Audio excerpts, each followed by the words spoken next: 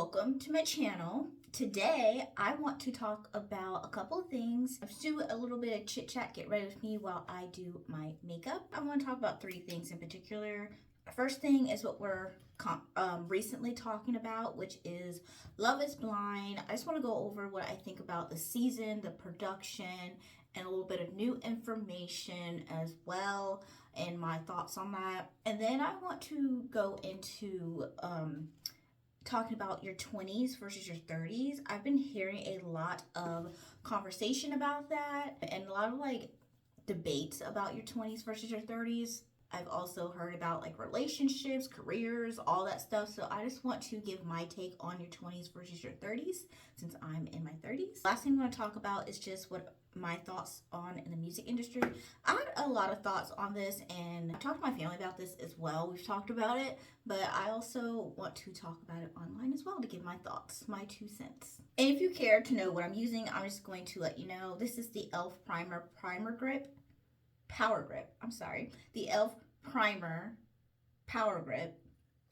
And I'm just using it all over my face. Make sure it gets tacky. This is the best primer I've ever used. Start with Love is Blind. So we know that Love is Blind this season was a hot mess. Honestly, I just feel like they were kind of lazy with the production. They cut so many things out. I'm using NARS for my concealers and I'm using Maybelline for my foundation. I feel like they tried to do something new with the whole drama with Uche and Aaliyah and Lydia. I feel like they were so focused on getting this drama that they didn't really consider what the audience really wanted to see. Yeah, we want to see drama, but at the same time, the whole point of the show is to find love. So we want to see if people actually find love on this show. They should have done a better casting. If they wanted to bring the drama, they should have still included the other people on the show who made it to the altar, because that's not the only thing that we wanted to see. Obviously, a lot of things that were coming out during the show before the show was even over about what was going on between the couple. So it's like we kind of already knew what was going to happen, and it was just a whole mess. I feel like production definitely lost control of the show perception towards the end. Hopefully they'll do a better job next season. I'm going to tune in for next season and hopefully they do a better job. Next, I want to talk about Lydia and Milton. So now they're long distance. Apparently, Milton's job had sent him to California, and Lydia just got a new job where she's at in Texas. And so now they are long distance. But they've been married for a year, so I feel like they should be fine. But yeah, good luck to them on that. I don't know if Lydia is just going to be like, you know what, this isn't going to work. I'm going to try to find a job in California where you're at. Next, I want to talk about your 20s versus your 30s. I've been seeing a lot of conversation about people who are, I don't know why I just did that. I've been seeing a lot of conversation about people who are in their 20s and in their 30s just kind of debating when they have a disagreement on something. And then you have people who are 20 who are calling people in their 30s old, and then you have people in their 30s calling people in their 20s just a baby. And my take on it is I remember being in my 20s and thinking that being in my 30s was old. And when I say old, I meant 70, 80 old. That was it. I need to figure whatever I need to figure out. I'm too old to change my career. I'm too old to dress a certain way. I'm too old to listen to certain type of music. I'm too old to just not have it together. Too old to go to school. I'm too old. It was just a lot. And what I've learned, and you won't know this and understand this unless you've been in your 30s. Being in your 30s is just a extension of your late 20s. And here's what I mean. 30 does not feel as old as you may think that it is. It's let's talk about career-wise, right? So a lot of people think they have to have it together by the time they're 20, be in their career. They should be, in some kind of supervisory position by the time they're 30, set in their career, have it all together. But what happens in your 30s is that sometimes you will do all the work in your 20s to get where you need to go into your 30s. Like your career, making sure you have all your ducks in a row, did what you need to do. And I'm just talking about career right now. Make sure you went to school if you needed to, making sure you network correctly so you can move up, because honestly,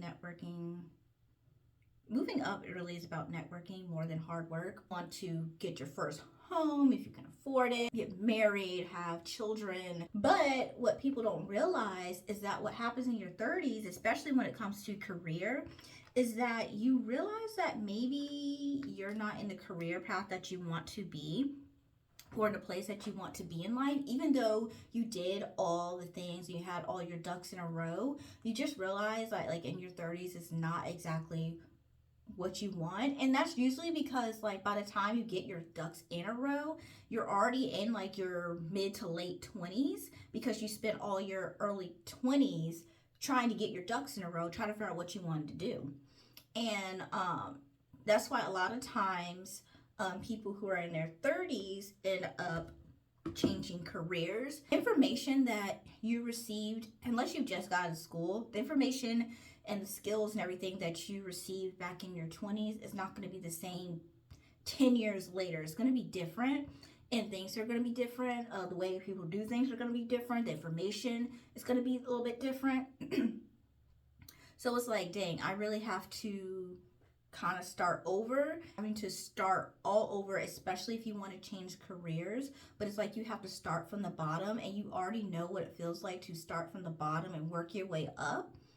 And so that's what's like really frustrating for a lot of people in their 30s, only if they realize that the path they were taking, they got to, wasn't exactly what they wanted. Another one is relationships. So okay, let me say this.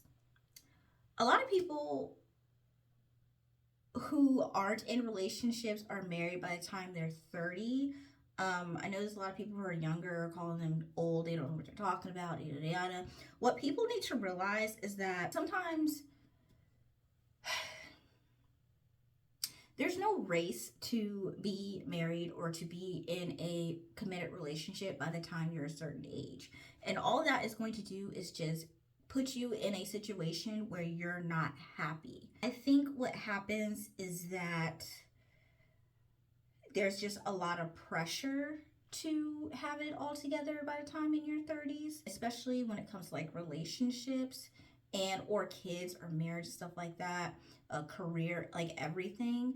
And I think nowadays, like, people have slowed down, so it's not like back when our like parents or grandparents were doing it, like getting to relationships fast, they were having multiple kids. But now it has slowed down, and I feel like we as a generation has like just wanted to just take time, sit back, relax, and to see what we actually want, based on career, based on marriage, based on if we want to have children or not, by the time you're 20 versus by the time you're 30.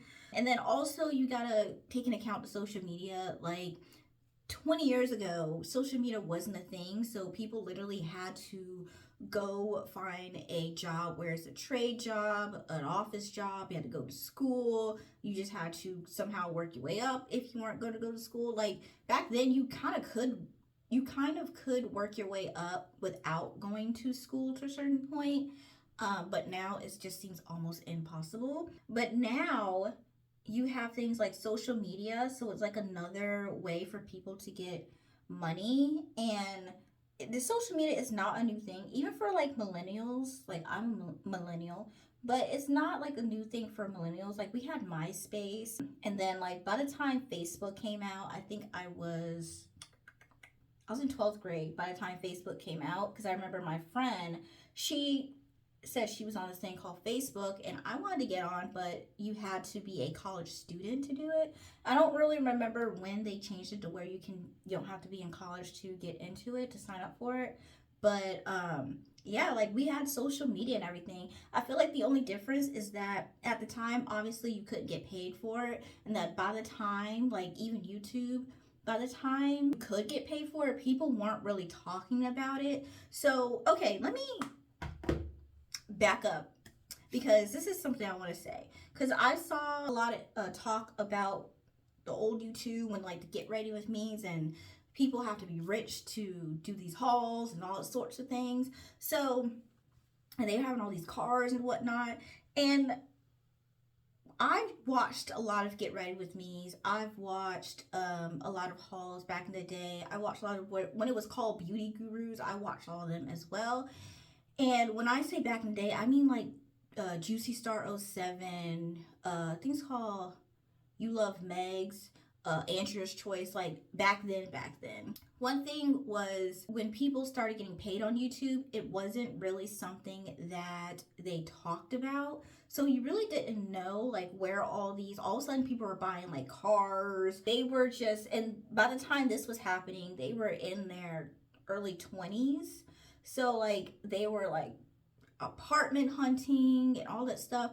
And it's like, oh, okay. So back in our day, it was like, okay, so what job do you have to, allow you to make all this money to do it to where you can afford to like buy a BMW or a nice apartment, like all these things. What was going on is that they were getting paid from YouTube and no one really knew that they were getting paid for YouTube. Like it really took a while for people to admit that they were getting paid from YouTube, and especially like sponsorships as well. So it's like you really didn't know where this money was coming from. It wasn't really something that you would think that people could get paid from unless you were already doing it, but you weren't really going about, oh, look how much I made on YouTube this month, or how much I spend in a day, and stuff like that. Because the only thing we knew back then was that you had to get a really good job to make a lot of money. But now we see that you can just literally make money on social media doing different things.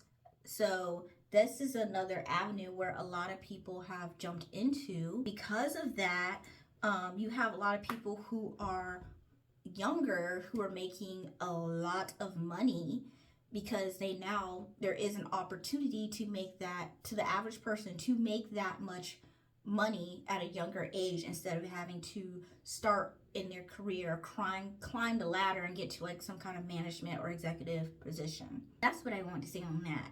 And as far as relationships, honestly, do you? I mean, it doesn't really matter. I don't think that just because someone isn't married or in a relationship or have children by the time they're 30, that means that they are out of, I don't know what the question, I don't know how to explain it, but it just sounds so weird to me. Like, honestly, you just need to find your person and be more concerned about if this person is the right fit for you. Do you guys have the same goals? You guys, you know, have the same ambitions, what you guys want to do in life, you guys want to be together, stuff like that. And it takes a while to find that person, but it takes a while to find that person if you're not already looking for that in a person. So it's just a lot of trial and error. Some people don't get married till they're in their 50s, okay? And they be happily married, happily ever after that. And then the last thing I want to talk about is the music industry. I'm going to be using a blush, and then this is a bronzer. I'm going to use the bronzer first, and I'll just show this.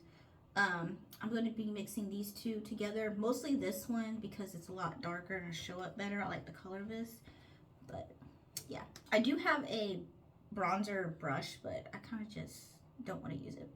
I want to use something a little bit softer. With the music industry, I think that the problem that we're having in the music industry is due to not having artist development. And I know a lot of people have said that, but I feel like we just didn't realize how important it was, or at least like the audience who wasn't really into music like that. Like, you love music, but like the business side of music, you really wasn't like understanding that. Like, usually they just put out an artist and then either you vibe with them or you don't, and either they become really popular or they have like a one hit wonder. I feel like definitely the artist development is gone. Even people in the music industry have said that the artist development is gone with people's music, with new artists. I'm using Nivea's Place with blush. I'm using this one.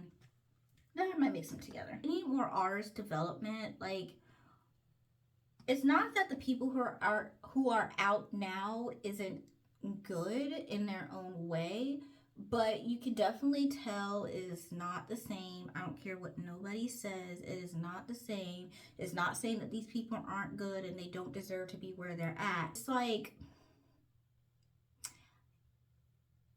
y'all don't have it's like they're just not hitting like they used to. Like, back in the day, you had like Christina Aguilera, you had Britney Spears, Justin Timberlake, you had boy bands.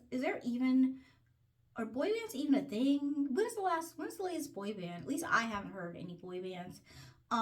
You had like different genres like Blink 182, you had what's another alternative band?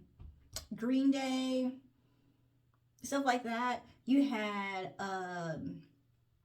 what's that say? Christina, Britney Spears.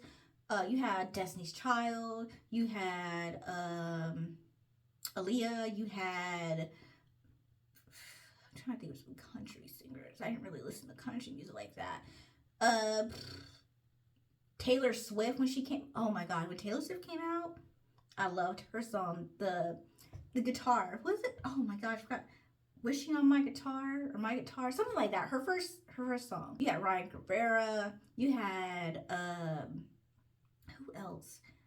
Bow Wow, Lil Romeo, Chris Brown, Rihanna. Like, you just had so many, but you can tell that they had artist development, and or they have been doing music since they were a child. So they developed those skills by the time they became like a early teen. The music industry not going into artist development, like they want to have the artist already developed, as in they want them to be popular, but popularity can only get you so far if you want to do this long term. And I feel like it's really unfair to new artists who don't have that. So people are like really judging them, which is unfortunate. But like, I don't listen to people who are new because it's just not my style of like hip hop, R&B. Well, I'm gonna say R&B. Well, kind of. It's just not my style. I wouldn't like buy an album. I think we need to go back to, like, for me, if I like an artist, if I buy their album. I feel like album sales were like the concrete evidence that a artist was doing good. Because if you can, like, I can like a song or two, but if you can get me to want to buy your album, and then like more, like at least 50% of the songs are good, like I love 50% of the songs, then yeah, I love you as an artist. Absolutely. Yes, you have a new fan. But now it's like, it's more into like singles and like quick hits and stuff like that. And it's like, you don't really, it's not that same fan base, because then when the albums come out, they kind of flop a little bit, or like when they do performances, you're kind of like, what the heck are they doing? But it's not their fault. It's just that the labels don't take time for artist development. I feel like the A&R people are just looking onto TikTok and social media and see who is popular, and then, or whose TikTok is popular, and they'll go off of that as to sign the artist. It's not a true representation of who's popular, because when people do popular songs on TikTok, 9 times out of 10, they're doing the popular songs so that way their video can be seen, and the content of the video is not about the music that's playing in the background. For me personally, I like seeing artists' stories. Like, I want to know, like, were you in choir in church? Is that where you started? Were you in music in school? Where did your musical interest come from? And when you have musical interest, how did you develop your musical interest? Were you the kid that were making beats on the desk or on the drums or the piano? Or, were you in the choir? Were you a violinist? Were you in the band? Were you, what were you doing before you became an artist? Whether you're a rapper, a singer, I guess that's the only two, rapper or singer. I feel like that is a very good story. It's nice to see that an artist started their craft from something and then develop it enough to where it's now getting a lot of recognition for it, as opposed to you don't know where half these people came from and then all of a sudden they're just big. There's like really no, and then you ask about their stories and they're like, oh, I've always been to music since you were a child, just before you became popular. Like, what was your musical interest? But people can be popular all they want, but I just feel like we're kind of losing that. People who were honing their gifts since they were young, I feel like we don't see a lot of that anymore. And I think that's one of the problems as well. But again, artist development, no matter how skilled or non-skilled you are at your artistry, it's very important. We see that it's very important, and they need to get back to that because it's whatever they're doing isn't really working. So I am done with my makeup. That's all I wanted to say. But I hope you guys have a good rest of the day, and I will see you next time. Bye.